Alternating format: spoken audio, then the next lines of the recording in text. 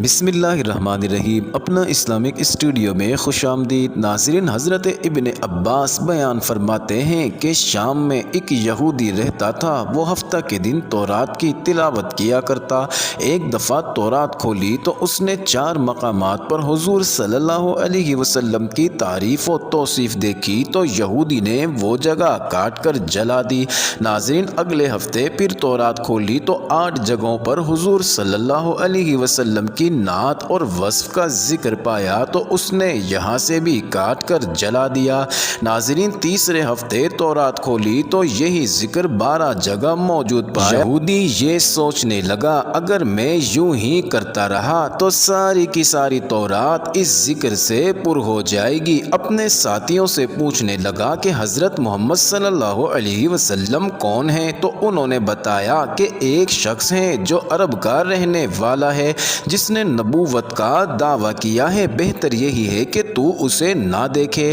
ناظرین، یہودی کہنے لگا موسیٰ علیہ السلام کی تورات کی قسم، مجھے اس کی زیارت سے نہ روکو۔ ناظرین، ساتھیوں نے اجازت دے دی۔ یہ اپنی سواری پر سوار ہو کر رات دن منزل بمنزل چلتا رہا۔ مدینہ طیبہ کے قریب پہنچا تو سب سے پہلے حضرت سلمان فارسی سے ملاقات ہوئی۔ ناظرین، حضرت سلمان کو بہت خوبصورت دیکھ کر یہودی یہ سمجھا کہ یہ محمد صلی اللہ علیہ وسلم ہے، حالانکہ آپ کو اس دنیا سے رخصت ہوئے 3 دن ہو چکے تھے۔ حضرت سلمان اس بات سے روئے اور کہا میں تو ان کا خادم ہوں۔ وہ بولا جناب محمد صلی اللہ علیہ وسلم کہاں ہیں؟ اب حضرت سلمان سوچنے لگے اگر وصال کی خبر سناتا ہوں تو واپس ہو جائے گا، اگر یہ کہہ دوں کہ مدینہ شہر میں موجود ہیں تو جھوٹ ہوگا۔ بالآخر کہنے لگے کہ آؤ میں تمہیں حضور صلی اللہ علیہ وسلم کے صحابہ کے پاس لے چلتا ہوں۔ ناظرین، وہ دونوں مسجد میں آئے تو سب کے سب صحابہ غم کی تصویر بنے ہوئے تھے۔ یہودی یہ سمجھ کر کہ ان میں حضور صلی اللہ علیہ وسلم ضرور موجود ہوں گے، السلام علیکہ یا محمد خاتم النبیین صلی اللہ علیہ وسلم کا کلمہ پکارا، جس سے تمام صحابہ میں کوہرام مچ گیا اور آہ و بکا کرنے لگے اور اس سے پوچھنے لگے تو کون ہے جس نے ہمارا زخم تازہ کر دیا ہے؟ کوئی اجنبی شخص معلوم ہوتا ہے، شاید تجھے معلوم نہیں کہ حضور صلی اللہ علیہ وسلم کا 3 روز پہلے وصال ہو چکا ہے۔ ناظرین، یہ سن کر وہ یہودی چیخنے لگا ہائے میرا غم، ہائے میرے سفر کی ناکامی، اے کاش میری ماں مجھے نہ جنتی، جن ہی دیا تو کاش میں تورات نہ پڑھتا، اور وہ بھی پڑھی تھی تو کاش آپ کی تعریف و توصیف پر نظر نہ پڑتی، اور اگر یہ بھی ہو گیا تھا تو مجھے آپ کی زیارت نصیب ہو جاتی۔ پھر کہنے لگا یہاں پر ایسا کوئی موجود ہے جو مجھے حضور صلی اللہ علیہ وسلم کے اوصاف اور حلیہ مبارک کا تعارف کروائیں؟ حضرت علی آگے بڑھے اور فرمایا میرا نام علی ہے۔ وہ بولا میں نے تیرا نام تورات میں دیکھا ہے۔ حضرت علی نے حلیہ مبارک بیان کرنا شروع کیا کہ آپ نہ حد سے زیادہ لمبے اور نہ ہی زیادہ چھوٹے تھے، سر مبارک گول تھا اور پیشانی مبارک کشادہ تھی، آنکھوں کی سیاہی خوب سیاہ تھی، پلکیں دراز تھیں، ہنسی کے وقت دانتوں سے نورانی شعاع نکلتی تھی، سینہ سے ناف تک بالوں کی لکیر تھی، ہتھیلیاں پر گوشت تھیں، قدموں کے تلوے قدرے گہرے تھے، بدن کے جوڑوں کی ہڈیاں موٹی تھی، مثلاً کوہنیاں اور گھٹنے، آپ کی شانوں کے درمیان مہر نبوت تھی۔ ناظرین، یہودی کہنے لگا علی تو نے جو کچھ بتایا صحیح بتایا، تورات میں آپ کی تعریف و توصیف اسی طرح موجود ہے۔ حضور صلی اللہ علیہ وسلم کا کوئی کپڑا مبارک ہو تو میں اسے سونگنا چاہتا ہوں۔ فرمایا ہاں سلمان، جاؤ فاطمہ رضی اللہ عنہا سے کہو اپنے بابا جان کا جبہ ذرا بھیج دو۔ حضرت سلمان دروازے پر آئے اور آواز دی اے فخر الانبیاء کے دروازے۔ ناظرین، اندر حسن و حسین رضی اللہ عنہ رو رہے تھے، لہٰذا دروازے کو کھٹکھٹانا پڑا تو حضرت سیدہ فاطمہ رضی اللہ عنہا کی آواز آئی یتیموں کا دروازہ کون کھٹکھٹا رہا ہے؟ ناظرین، حضرت سلمان نے اپنا نام بتایا اور حضرت علی کا پیغام دیا۔ وہ روتے ہوئے بولی میرے بابا جان کا جبہ کون پہنے گا؟ تو حضرت سلمان نے سارا قصہ سنایا۔ آپ جبہ نکال کر لے آئیں جو 7 جگہ سے کھجور کھجور کے ریشے سے سلا ہوا تھا۔ ناظرین، حضرت علی نے اسے پکڑ کر سونگا، پھر دوسرے صحابہ کرام نے، پھر یہودی پکڑ کر سونگنے لگا اور کہتا تھا واہ ایسی عمدہ خوشبو ہے۔ پھر تربت شریف پر حاضر ہوا، آسمان کی طرف سر اٹھا کر کہنے لگا اے اللہ، میں گواہی دیتا ہوں تو واحد و یکتا و یگانہ ہے، کائنات تیری نیاز مند اور تو بے نیاز ہے، اور میں یہ بھی گواہی دیتا ہوں اس قبر شریف والا تیرا حبیب ہے، جو کچھ اس نے فرمایا میں اس کی تصدیق کرتا ہوں اور اس پر ایمان لاتا ہوں۔ اے اللہ، اگر میرا اسلام تیری بارگاہ میں قبول ہے تو میری روح کو ابھی قبض کر لے۔ یہ کہہ کر وہیں گر کر جان دے دی۔ ناظرین، حضرت علی نے اسے غسل دیا اور جنت البقیع میں دفن کروایا۔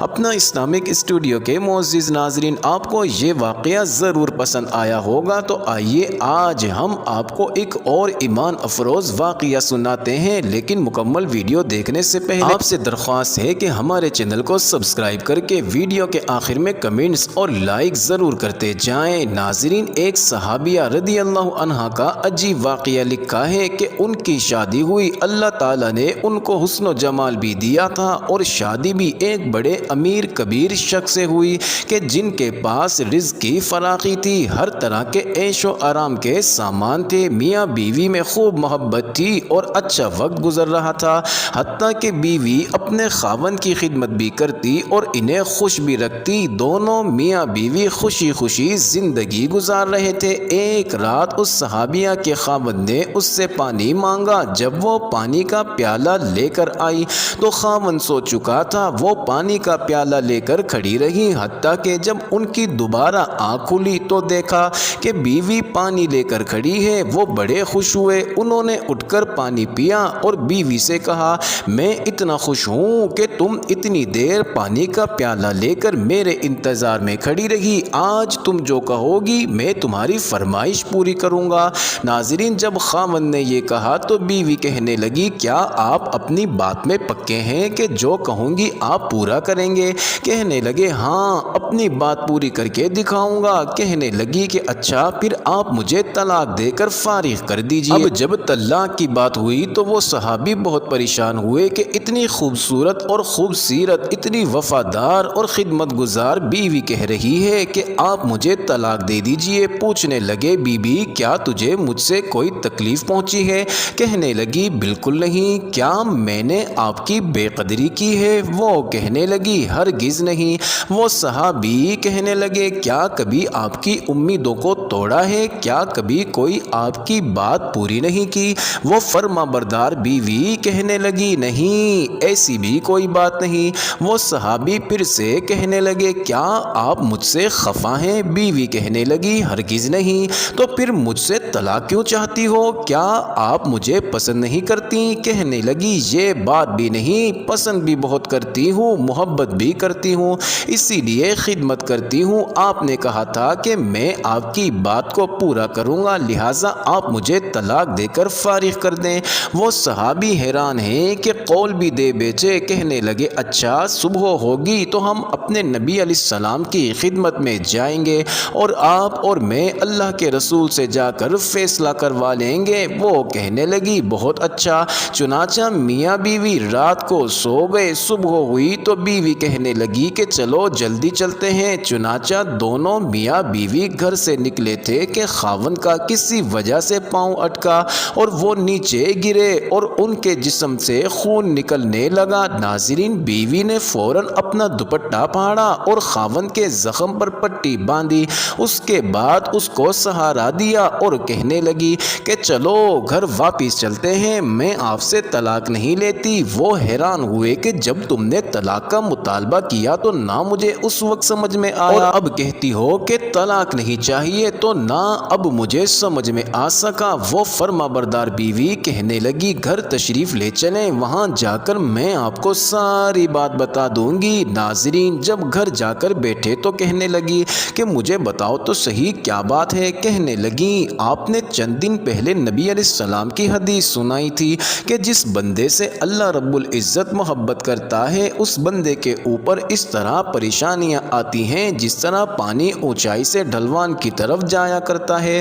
میں نے نبی علیہ अलैहिस्सलाम का फरमान सुना, मैं दिल में सोचती रही कि मैंने आपके घर में कोई परेशानी नहीं देखी, कोई गम नहीं देखा, कोई मुसीबत नहीं देखी। तो मेरे दिल में ख्याल आया कि मेरे आका की बात सच्ची है। ऐसा तो नहीं कि मेरे खावन के ईमान में फ़र्क हो, मेरे खावन के आमाल में फ़र्क हो। मेरे खावन से अगर परवरदिगार को मोहब्बत नहीं तो मैं उस बंदे की क्या खिदमत करूंगी। इसलिए जब आपने कहा कि मैं तुम्हारी बात पूरी करूंगा तो मैंने कहा कि मैं उस बंदे से तलाक चाहती हूँ जिससे मेरा परवरदिगार मोहब्बत नहीं करता। फिर जब हम हुजूर अलैहिस्सलाम की खिदमत में इस बात का मसला दरियाफ्त करने के लिए जा रहे थे तो ये रास्ता अल्लाह का रास्ता था। आप गिरे और खून निकला तो मैं फौरन समझ गई कि आपको अल्लाह के रास्ते का गम पहुंचा, मुसीबत पहुंची, तकलीफ पहुंची। यकीनन अल्लाह ताला को आपसे प्यार है। अल्लाह ताला ने आपको अपनी नाराज़गी की वजह से खुशियाँ नहीं दी हुई बल्कि अल्लाह ताला को आपसे मोहब्बत है। अब मुझे तलाक लेने की कोई ज़रूरत नहीं, इसलिए मैं सारी ज़िंदगी आपकी खादिमा बनकर आपकी खिदमत किया करूँगी। नाज़रीन, उम्मीद करते हैं कि आपको ये इंटरेस्टिंग वीडियो ज़रूर पसंद आई होगी,